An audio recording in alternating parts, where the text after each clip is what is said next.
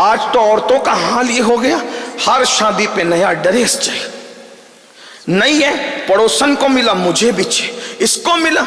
میری بہنوں، ڈریس اور زیور کے چکر میں تو تم تباہ ہو، آخرت کی فکر کرو۔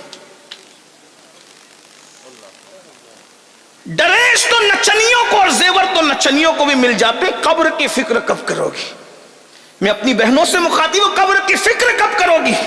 فرمایا کبھی سیدہ نے فرمائش، بلکہ بات پہ بات نکلتی ہے، سہیل باپو نے ذکر چھیڑا سیدہ کا، تم بات پہ بات نکلی تو ایک بات مجھے یاد، اتنی بھی فرمائش کبھی نہیں کی کہ آج گھر میں آٹا نہیں، آج تیل نہیں ہے گھر میں، کبھی نہیں کی۔ اگر آپ سننا چاہتے ہیں تو اس طرف بات چلی گئی ہے تو میں اس طرف پیش کروں، آپ کو پتا چلے گا۔ ضرور ضرور۔ مولا کائنات جنگ میں مصروف تھے، جنگ کی مصروفیات تھی، توجہ عرض کر سکتا ہوں نا؟ جی جی۔ آپ تھک تو نہیں گئے نا؟ سردی میں مجھے ڈر لگتا ہے کہ میں نے جلدی گفتگو ختم کرنا، اس کی وجہ یہ ہے کہ حضور کی امت کا خیال کرنا ہم پہ لازم ہے۔ جب نماز مختصر کی جا سکتی ہے لوگوں کا خیال کر کے، اللہ، تو تقریر کیوں لمبی کریں؟ موسم اچھا ہوتا ہے تو پھر ہم بھی کھلتے ہیں، لیکن ٹھنڈی کا موسم میں بوڑھے بچے سبھی ہیں۔ بہرحال چلیں بات اب میں اینڈ کی طرف لے جاتے ہوئے کروں۔ مولا علی جنگ کے ماحول میں ہیں، جنگ کی مصروفیت ہے، اور جنگ کی مصروفیت میں اتنے بیزی ہو گئے ہیں، ظاہر سی بات ہے جنگ کی مصروفیت کوئی معمولی تو نہیں ہوتی نا، جنگ کی مصروفیت اور پھر مولا علی جنگجو آدمی، بہادر آدمی، ایسا بہادر کہ میرے آقا نے کہا لا فتح الا علی، سبحان اللہ، لا سیف الا ذوالفقار، علی کی طرح بہادر کوئی جوان نہیں ہے اور ذوالفقار کی طرح کوئی تلوار نہیں۔ بے شک بے شک۔ جس کی تلوار کی نبی جائے وہ سبحان اللہ تعریف کرے، اور جس کی بہادری کی پھر وہ بہادر تو پھر اتنے بہادر تھے مولا مشکل کشا، اتنے بہادر کہ اللہ اکبر۔ مولا مشکل کشا کا حال یہ کہ اگر کسی کے پیر پر پیر رکھ دے ہٹا نہیں سکتا بندہ، اللہ، بڑے بہادر تھے، بڑی بہادری تھی، اللہ نے بہت بہادری تھی، اتنے بہادر تھے مولا مشکل کشا پاک کہ 70 لوگ جس وزن کو نہ اٹھا سکتے تھے، مولا کائنات اس کو ایک ہاتھ میں اکھاڑ لیتے، سبحان اللہ، اکھاڑا پھینکا۔ بہادری ان کا اپنا انداز تھا، اتنے بہادر تھے کہ جس کو جہنم تک پہنچاتے تھے ٹیڑھا ترچھا نہیں کاٹتے تھے، وہ برابر برابر کاٹتے۔ اللہ اللہ، اس میں بھی مولا علی حیدر، بہرحال تو مصروف رہے، اور مصروفیت میں تقریباً ہفتہ گزر گیا، ایک ہفتہ گزرا، اور ایک ہفتے کے بعد جب راحت ملی تو مولا پاک گھر میں آئے اور سکون سے بیٹھے، تو سیدہ سے پوچھا کہ 7 دن کی مصروفیات تھوڑی کم ہوئی ہے تو دل چاہتا ہے کہ آج کچھ کھائیں، آج کچھ کھائیں، کیا پکایا تم نے؟ سیدہ نے کہا کہ 7 دن ہے، 7 دن سے گھر میں اللہ کی برکت ہے۔ سبحان اللہ۔ جواب دیکھیں ذرا، اچھے باپوں کی اچھی تربیت ایسے جملے نکالتی ہے۔ بے شک، جس کا بابا جانوروں کو بے مثال بنا دے، واہ، قصوہ اور یافور جہاں پہنچ کر مؤدب ہو جائے، بے شک، اپنی شہزادی کی کیسی تربیت کی ہوگی؟ جس کی نگاہ انسان کو آسمان ہدایت کا تارا بنا دے، وہ نبی کا بدعہ، رسول اللہ کے جگر کا ٹکڑا، کیا شان کا مالک ہو۔ حضور کسی کو ایک بار گود میں لے لیں وہ بے مثال ہو جائیں، حضور جس کو روز رات و دن ہاتھوں میں لے کر کے اپنے سینے سے لگائیں، اپنی زبان چسائیں، خود ان کو بوسے بھی دیں، ان کو چومے بھی اور سونگھے بھی، اس سیدہ کی شان کو کون بیان کرے، کتنا بیان کرے۔ لیکن جواب کیا خوبصورت ہے۔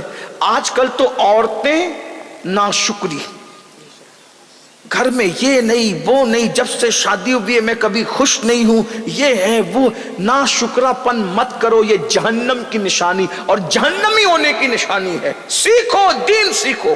7 دن سے اگر کسی کے گھر میں چولہا نہیں جلا، وہ عورت کیسا مہا بھارت مچائے گی گھر میں؟ لیکن یہ سیدہ کی شان ہے، شوہر 7 دن کے بعد پوچھتا ہے تو کہا 7 دن سے گھر میں اللہ کی رحمت ہے۔ سمجھ گئے کچھ نہیں ہے، یعنی اللہ کی رحمت ہے، رحمتیں بس اللہ کی رحمت کے سوا اور کچھ نہیں. اچھا شہزادوں کا کیا؟ کا روزانہ بہلاتی تھی اور پانی پلا کر کے سلاتی. کربلا میں بھوک اسی لیے ڈگمگا نہ سکی کہ وہ پہلا اتفاق نہیں تھا بھوکے اور پیاسے رہنے کا، بچپنے سے تربیت ہو رہی تھی. بے شک بے آپ شک. کیا سمجھتے ہیں رمضان شریف میں پہلا دوسرا روزہ لوگوں کو بھاری اس لیے پڑتا ہے کہ عادت نہیں ہوتی نا. جس کو عادت ہو اس کو بھوک اور پیاس کوئی اہمیت نہیں رکھتی. ہاں اور پھر یہ بھی یاد رکھیں، لوگ کہتے ہیں علی اکبر کا جنازہ علی اصغر کا جنازہ اٹھاتے ہوئے کیوں نہیں لرزے؟ میں نے کہا جو اپنے باپ علی کی شہادت دیکھ چکا تھا وہ اپنے بیٹے کی شہادت پر کیسے ہل جاتا؟ اس لیے کہ جس کو باپ کی شہادت نہ ہلا سکی اسے بیٹے کی شہادت کیسے ہلا سکتی؟ بے شک. یہ مزاج دیا گیا، مزاج دیا گیا. بہرحال تو بچوں کو بہلاتی رہی، سلاتی رہی، پانی پلا پلا کر 7 دن ہوئے. اچھا اب تو رات بھی بہت ہو گئی ہے سیدہ، سن لیں یہ گھر ہے ان کا، اب تو رات بھی بہت ہو گئی ہے سیدہ، اب تو ایک کام کرتا ہوں میں باہر جاتا ہوں، دعا کرو کچھ کام مل جائے تاکہ میں کم سے کم 2 درہم کما سکوں. مولا علی مانگنے نہیں جا رہے، قرضہ مانگ لو، اس سے لے لو، اس سے نہیں نہیں نہیں نہیں. وہاں بھی ہے کہ چلو میں ذرا دیکھتا ہوں کچھ کام دھام کر لیتا ہوں. باہر نکلے تو دیکھا کہ مدینہ منورہ میں کوئی قافلہ آیا ہوا ہے اور وہ اپنا مال اتار رہے ہیں. مولا علی پہنچے اور پہنچ کے کہنے لگے کہ میں تمہارا سامان اتار دوں، کتنا دو گے اس کے بدلے میں؟ کہا کہ اگر اے جوان، وہ پہچان نہیں سکے، اے جوان اگر تو نے ہمارا سامان اتار دیا ہم تجھے 2 درہم دیں گے. اچھا ٹھیک ہے. فٹافٹ سامان اتار دیا، اس میں گھنٹوں بیت گئے، اتنا سامان اتارا. 2 درہم انہوں نے دیا. 1 درہم کا کسی کے دروازے پر گئے، دستک دی، اور 1 درہم کا آپ نے سامان خریدا، آٹا واٹا جو بھی تھا، اور 1 درہم الگ سے رکھ لیا تاکہ ایک صبح کسی فقیر کو صدقہ کریں گے. 2 کمایا، اس میں سے بھی 1 صدقہ کرنا ہے اور 1 لیا. لائے اتنے ٹائم میں سیدہ نے چولہا جلایا. سیدہ جب چولہے میں پھونکتی تھی نا تو چولہے کا گرد و غبار سر پر اور چہرے پر آتا تھا، اور عورتیں جانتی ہیں کہ جب چولہے میں پھونکو تو واپس ذرات آتے ہیں. یہ سیدہ کا گھر تھا. پھونک رہی ہے، چلا رہی ہے. روٹی بنائی تو روٹی کتنی بنی؟ 3 روٹی بنی. اس میں جتنا آٹا آیا تھا 1 درہم میں 3 روٹی بنی. 1 روٹی مولا علی کو رکھ دی، 1 روٹی کے 2 ٹکڑے کر کے دونوں شہزادوں کو رکھ دیا، اور 1 روٹی اپنی کنیز کو دے دیا. 1 روٹی کنیز کو دے دیا. اور جب مولا کائنات کھا چکے فرمایا کہ تم نے کھایا؟ کہا کہ 3 ہی روٹیاں بنی تھی نا، 1 آپ کو دے دی، 1 میں سے 2 ٹکڑے کر کے شہزادوں کو کھلا دیا، اور کنیز کا بھی حق تھا اس کو. تو آپ، میں نے پانی پی کر کے میں نے صبر کر لیا. اللہ یہ 8واں دن، 8واں سیریل دیکھ کر زندگی گزارو گی تو طلاق کی نوبت آئے گی، اور سیدہ کو دیکھ کر زندگی گزارو گی تو تمہارا گھر جنت نشان بن جائے گا. بے شک. سیدہ پاک دوپٹہ اتنا پھٹا، اسی پہ بات آگے چلی تھی، بات کو پوری کرتے ہیں. دوپٹہ اتنا پھٹا کہ پہننے کے قابل نہ رہا. تو مولا مشکل کشا نے کہا فاطمہ تمہارا دوپٹہ پھٹ گیا ہے، یہ پہننے کے قابل نہیں رہا ہے. کہا کہ ہاں میں بھی محسوس کرتی ہوں. تو کہا تمہارے ابا جی سے طلب کر لو، وہ تو سب کو عطا کرتے ہیں. سیدہ نے کیا کہا پتہ ہے؟ حیا آتی ہے نا ابو سے مانگنے کے لیے. سارا جہان جس سے مانگتا ہے کہتے ہیں حیا آتی، چلو ہم چل کر تمہاری سفارش کرتے ہیں. گئی ہیں، جانے کا کیا تھا، بازو میں ہی گھر، ابھی بھی بازو میں ہی ہے. مسجد نبی میں 2 ہی حجرے بچے ہوئے، باقی سب ختم ہو گئے. ایک تو سیدہ کا حجرہ ہے اور ایک تو سیدہ عائشہ کا. 2 حجرے، ابھی بھی 2 حجرے موجود ہیں.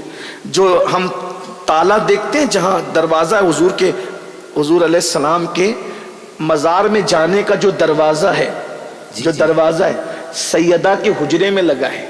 یعنی ابھی بھی حضور بتا رہے ہیں کہ ظاہر میں بھی میرے پاس آنا ہو واہ واہ، سبحان اللہ سبحان اللہ، نعرے تکبیر۔ اس عالم ظاہر میں بھی اگر میرے گھر میں آنا ہو تو سیدہ کے یہاں سے ہو کر کے آؤ۔ بے شک۔ یعنی اب بھی کوئی منکر، گستاخ رسول، بدعتی، کیسا ہی سڑے ہوئے عقیدے والا اگر حکومت سے اجازت لے کر حضور کے حجرے تک جانا چاہیں تو حضور کے حجرے تک جانے کے لیے دروازے سیدہ سے گزرنا اس کے لیے ضروری ہے۔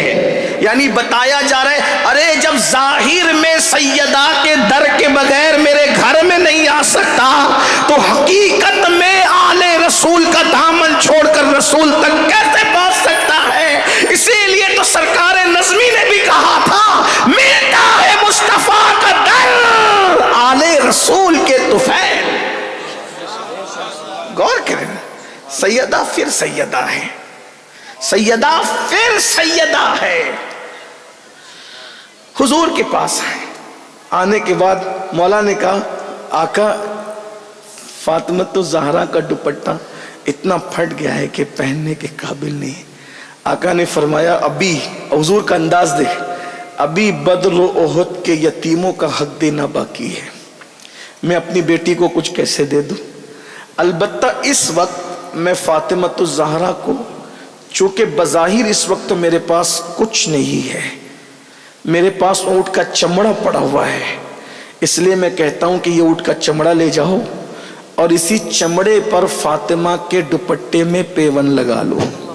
16 ٹکڑے کپڑے کے تھے اور 17واں پیون اونٹ کے چمڑے کا تھا، اور وہ اونٹ کا چمڑے کا جو پیون تھا وہ بالکل سر پہ آتا تھا۔ جب وہ پیون لگا کر کے اوڑا ہے دوپٹہ، حضور آ گئے۔